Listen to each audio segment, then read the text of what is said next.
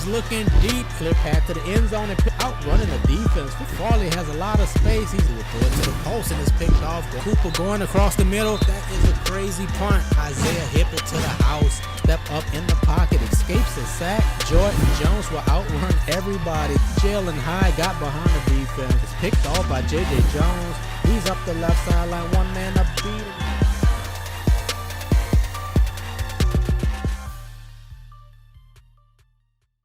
Welcome back to the channel. Before we get into the preseason highlights, let me know in the comment section below, do you watch the CFL? And if you do, what's your favorite team?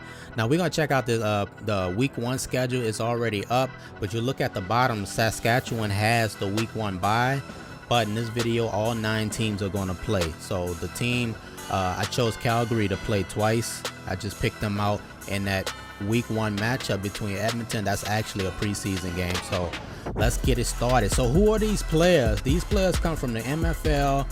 These players come from the Public Safety League, and just players who just never got a chance to get no shine on the field. So let's get it started. Kevin Lawler will find his tight end Brookins bouncing off of defenders, but look at number 39. He don't want no part of that. Scott had to catch him from behind, so they hand it off to French, and he breaks a tackle. Look at him get to the outside, showing the speed. He would get tripped up, stopped at the 3-yard line, and then they will hand it off to him, and he punches it in.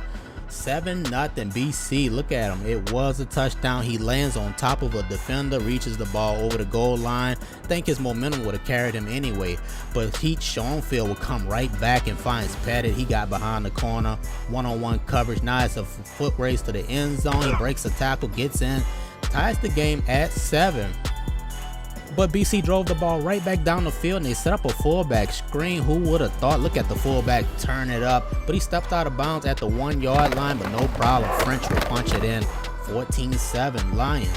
So Schoenfield, he would try it again, looking for that same matchup, but this time he was double covered and it was picked off. You're trying to do too much.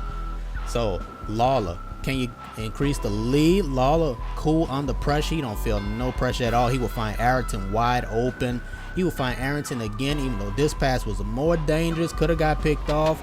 He will find Arrington one more time for the touchdown. 21-7 BC goes up. So Schoenfield, can you get your team back in the game? He will find Jaquan McClevin. He breaks a tackle right here. Nice stiff arm, will get tripped up inside the 30-yard line. Then Schoenfield will take a shot, will throw it downfield in the back of the end zone. McClevin couldn't get his feet down, but Schoenfield will come right back. Gunslinger, back of the end zone. Pettit, double coverage. Both players misplayed the ball. Still second quarter. Schoenfield will go downfield again, finds Rainey. Rainey gets inside the 5. So now they're looking for the tie, and they will not get the tie. Picked off by Pearson. Watch Pearson, man. That boy got ninja reflexes. He wasn't fooled by no quick out. He was reading that all the way. Pearson giving the ball back. But now we in the second half. Schoenfield will throw it downfield. He has a man inside the 10-yard line.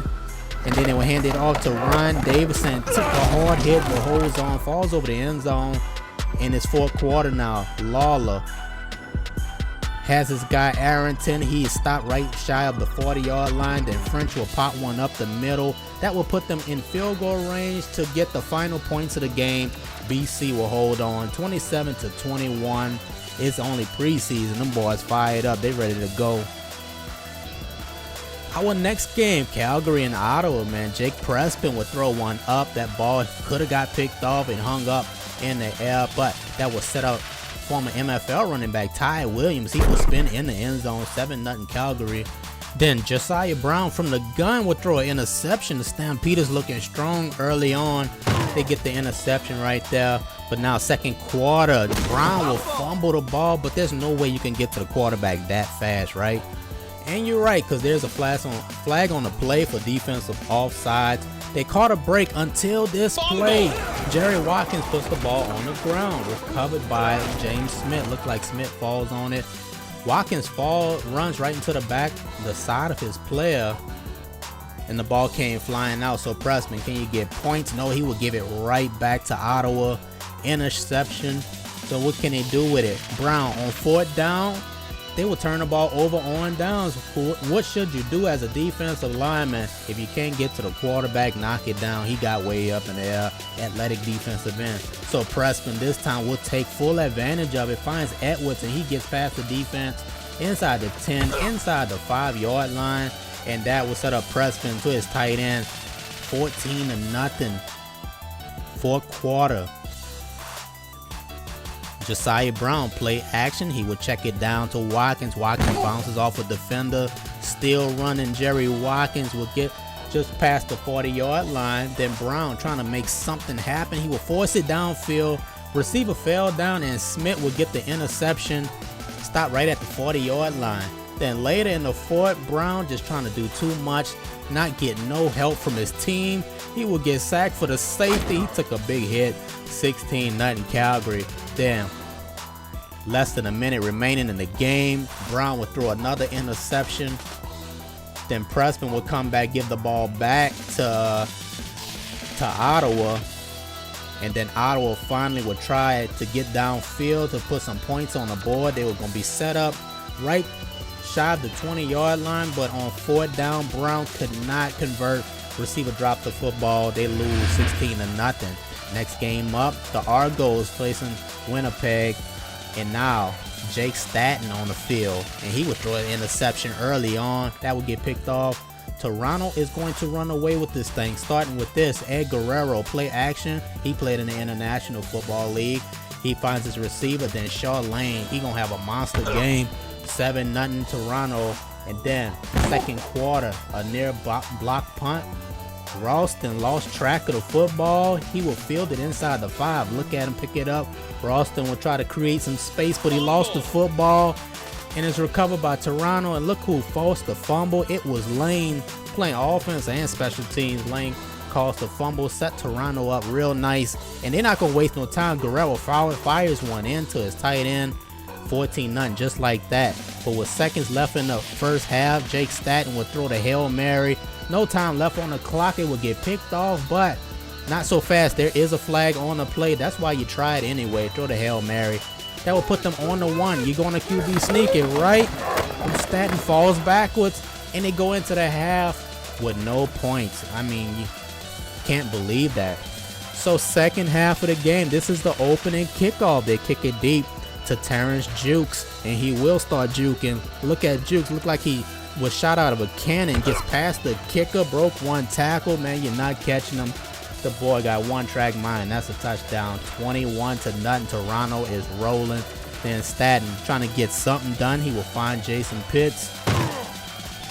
Then Staten would try to fire one into his tight end, but the ball was popped up in the air and intercepted. Picked off by Zachary Wirt. Look at the replay. The boy got double hit. Ball popped straight up. And then that will set up Shaw Lane. Blockers in front. Lane breaks a tackle. He gets out in the open field. That is 4.19 speed in the open field, man. You can forget about it. Just stop running. He was barely even running. Now he showed the speed at the end. 31-0 Toronto. Now Staten, you got to get something done. Throws a high pass. Got his receiver around on the 20-yard line. That will set up Camden Cooley. Cooley will get in the end zone. Puts Winnipeg on the board, but they heat up too late. They lose the game 34-7. Toronto got another field goal, and that was a wrap, man. Our next game up, Tiger Cats and the Alouettes. John Briscott making his debut. He will find Kent Lombardi. Look at Lombardi. He was showing a lot of strength this game. Kent Lombardi, hard to tackle, but Briscott would throw an interception while they was in scoring range, and they give the ball, turn the ball over. So Ben Brendeline would throw one in, fires inside the cover 2. At the 20-yard line, they would get a field goal out of that. The kick is up and good. So second quarter, the punt was blocked. That was Keymine Coleman. Looked like number 32 came off the edge. It was Coleman. The ball hit his shoulder, and he falls on the plant leg of the kicker. Man, that looks painful. So Brendeline will fire one in, showing his cannon. He has Rosado. Then Brendeline looking downfield, has a man, but it's picked off. The ball was underthrown. So they catch an interception. The Tiger Cats show some strong defense in this game. Briscott will find Kent Lombardi. He breaks a tackle. Look at Lombardi. Steps out of bounds. He had a lot more space.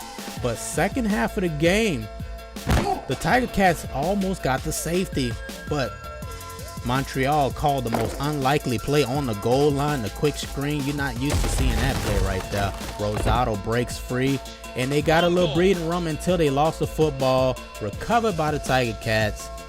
And who was it? Pierce lost the football. Let's see who got the ball.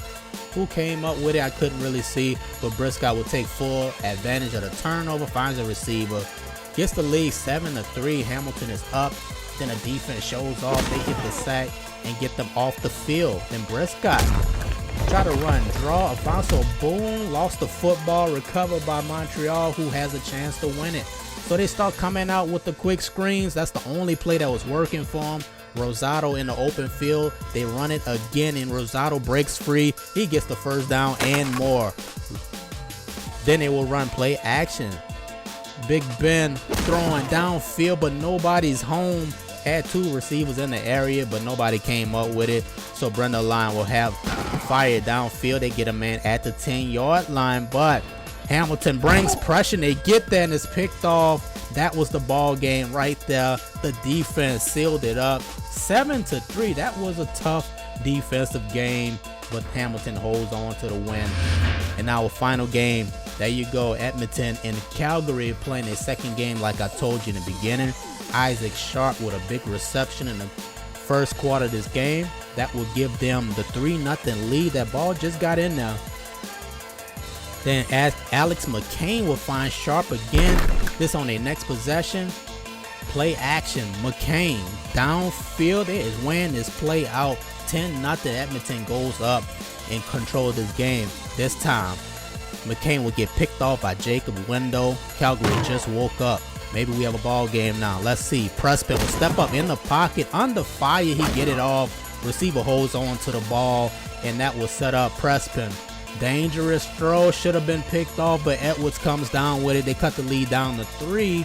And then Preston driving downfield again. Fires one in. This is right before the half. Ball was tipped, picked off. They go into the half 10-7, down 3. Now second half of the game, we will start off on kick return. Doe is taking his time, but he will turn it up. Watch the speed. It's going to take a little while to kick in, but he's going to kick it in, get right about here. And he was just tripped up. He was about to take that to the house. So Preston will fire one downfield. Dangerous pass, could have been a pick or a touchdown. It wasn't either. So they try to get a field goal out of it, and he missed it. Pushed it to the right. So McCain, good blocking, will find a wide open receiver in the zone. Shy of the 25. So McCain will throw. He has Jesse Trout on the right side. He steps out of bounds. Then international running back. He played for Antigua. That's Grayson Gay running hard. Then McCain will fire one in the back of the end zone. Isaac Sharp couldn't hold on to it, so they had to settle for 3. And Edmonton is going to hold on to this ball game. They're going to win it. I believe it's 19-7. McMichael, he's going to get in trouble right here. And there's just nowhere to go. There's nowhere to go. No blocking, no lanes. The boy's in trouble. And that is it. I want to thank y'all for watching this video. If you enjoyed it, definitely give it a thumbs up. I appreciate you for watching this thing through. Like I was mentioning in my the summertime video, ratings revamped, man. I lost all of these games. I just realized I didn't win not even one of them. Playing with all these bronze players, these players have a lot of issues. They have a lot of issues. I got this from the international tournament. I was trying to figure out how I was losing so much in that tournament, and when I figured it out, I broke it down. So right now you can go on my website and look on the Backbreaker Football League and find the archetypes. If you can't see it on the menu, just type in archetypes. I have the quarterback archetypes posted, and you can see the direction I was going into as far as the ratings is, but man, it made it so much better. Like, I really don't even know. I don't know. I didn't check the form. I probably should have to see whether my players was trending up and down, but whatever the case was, the CPU was on their game. I was getting pressured. I was dropping passes. They was forcing turnovers. They did everything they was supposed to. They returned kickoffs. They did their thing. I appreciate that, and I already applied that to the Alliance. I have to apply it to the XFL. That's why I haven't posted any XFL videos yet. Before I bring anything back, I have to re-rate them with these new ratings with the new system. As soon as I can, the next section, I'll put the running back ratings up so you can see how the running backs are rating, but all of them is just broken down according to their archetype and whether they're a bronze, silver, or gold player. Just put them in ranges, and that just seemed to work out so well. It's good to see. You see the highlights. Toronto did their thing, and when a computer have an advantage, man, they take full advantage of it. Because Charlene, he played in the international tournament, so he's not a bronze player. He played damn good. You can tell my defense was weak because he just had his way. Speaking of him, there you go right there. He had a lot of those runs and a lot of his offensive linemen helping him. But I appreciate you for watching this. I will see you soon, I hope, with week 1 of Alliance. That is another one I'm looking forward to, and whatever else I post, I have to revamp the ratings before I do it, because I just love these ratings.